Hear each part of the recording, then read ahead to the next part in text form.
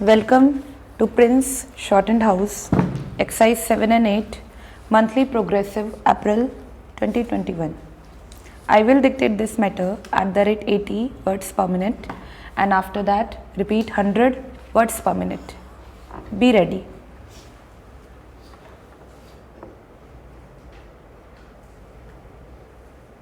Start. Some honorable members are perhaps not well acquainted with the development of the Congress outlook on the subject of linguistic preferences.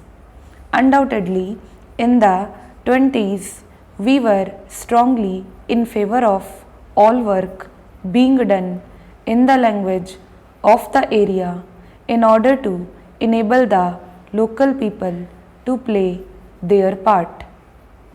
Insofar as the importance of the language in doing work is concerned, we hold to the same principle.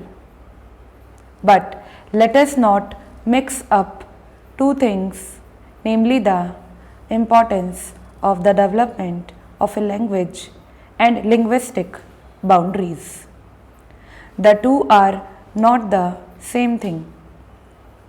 If you see the Congress resolutions of the last 3 or 4 years, you will find that all of them have stated quite clearly that language is an important factor, but that there are other economic, geographical, and developmental factors which are equally important.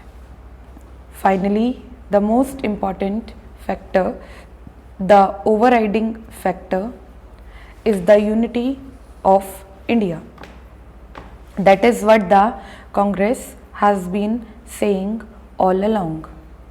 Now, seeing all that has happened since the publication of the SRC report, naturally, and even more than previously, our thoughts have gone towards laying a greater stress on the unifying factors.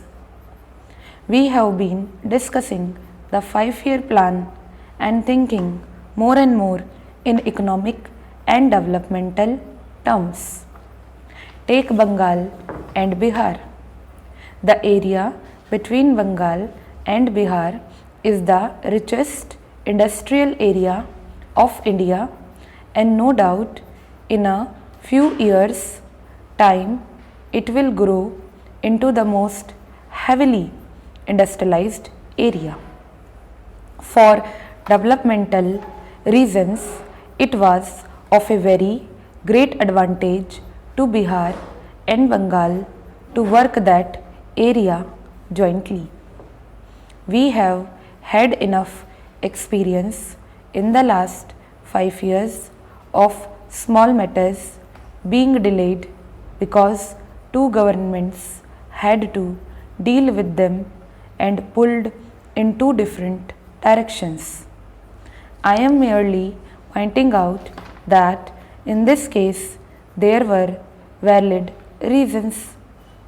Everywhere you will find that the economic approach has now to be considered much more than previously, always making sure that the language approach is also there, not as a boundary but for the purpose of doing work in that language and seeing that the cultural aspect of language is always encouraged. Occasionally, it may be that two languages overlap. Suppose Bengal and Bihar form a union. Nothing will happen to the Bengali language or to the work done in Bengali. Nothing will happen to the Hindi there. Paragraph change. I wish to say something about Bombay. It is quite wrong for us to go about censoring any community or group for what has happened. That is a wrong approach.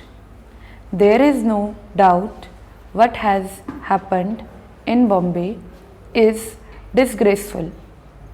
In a similar situation in any other country, the army and tanks would have come in, but in Bombay only police force was used. Bombay has been a tragedy for all of us, but recrimination does not help. I think I should mention just one thing which should be borne in mind by all of us, namely the trend towards violence. The most important thing now is to calm and soothe the people to get rid of this bitterness as much as possible. I do not know how some people have been saying that in my broadcast about states reorganization, I had used the words irrevocable decisions. I have looked through my broadcast and it is not there. In a democratic structure of government, there is nothing irrevocable. We can sit down and consider any matter at any time. The point is that we must have the atmosphere to do it. We cannot do it if people beat one another and quarrel. We must calm down. It is obvious that no decision about Bombay is a happy decision which is looked upon by a large section of the people as an imposition on them. If the Gujaratis or the Maharashtrians feel imposed upon, it is not a happy decision. They as well as others have to live together in Bombay. Unfortunately, a situation has been created which makes a cool approach to the problem difficult. Let us cool down and become normal and then realize the fact that there is no question of one group dominating over another. Some people say that a few capitalists in Bombay wanted this to be done and that not to be done. I really do not understand this. For my part, I can say that in the whole course of my conversations, I did not meet a single capitalist from Bombay, though they presented a memorandum which I saw. You can take it from me. You know it well enough that the capitalists in Bombay or elsewhere will probably be able to function under any conditions. There has been another proposal for judicial enquiry in regard to Bombay. My reaction is that whenever there is trouble, generally there should be an inquiry. But I must say that my mind is rather confused when I think of an inquiry into the Bombay occurrences. It will be a tremendous inquiry which will last for ages all along. Stop.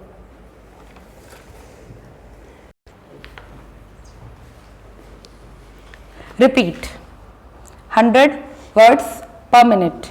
Be ready.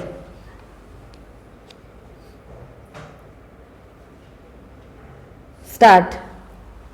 Some honorable members are perhaps not well acquainted with the development of the Congress outlook on the subject of linguistic provinces. Undoubtedly, in the 20s, we were strongly in favor of all work being done in the language of the area in order to enable the local people to play their part.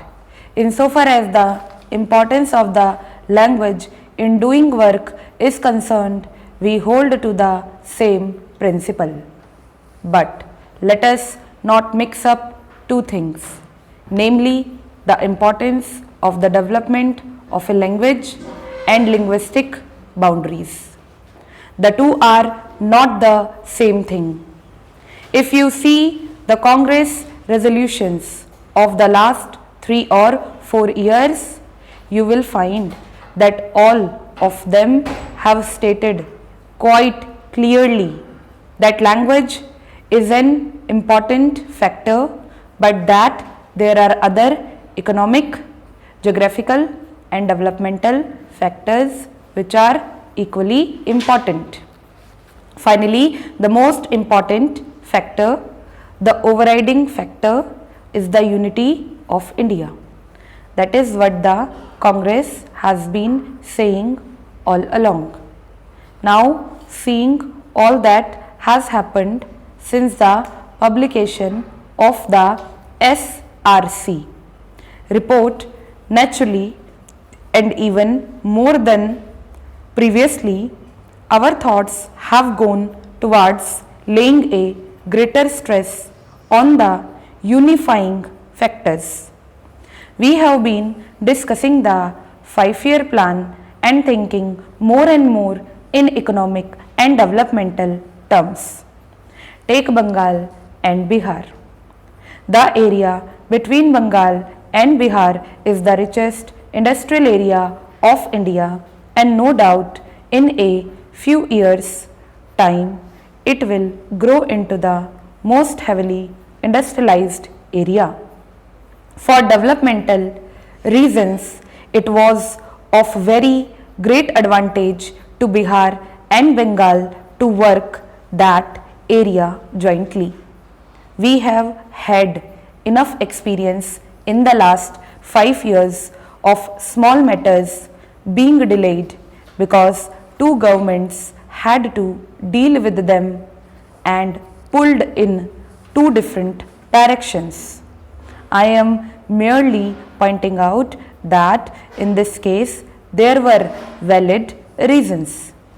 Everywhere you will find that the economic approach has now to be considered much more than previously, always making sure that the language approach is also there not as a boundary but for the purpose of doing work in that language and seeing that the cultural aspect of language is always encouraged.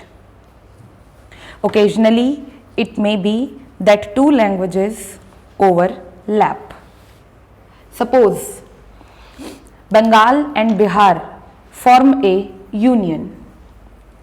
Nothing will happen to the Bengali language or to the work done in Bengali. Nothing will happen to the Hindi there. Para.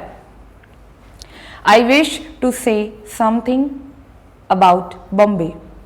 It is quite wrong for us to go about censoring any community or group for what has happened. That is a wrong approach. There is no doubt what has happened in Bombay is disgraceful.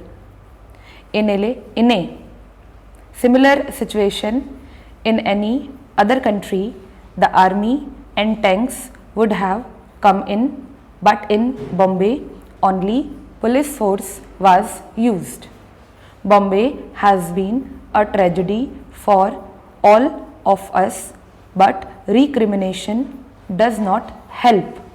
I think I should mention just one thing which should be borne in mind by all of us, namely the trend towards violence. The most important thing now is to calm and soothe the people to get rid of this bitterness as much as possible.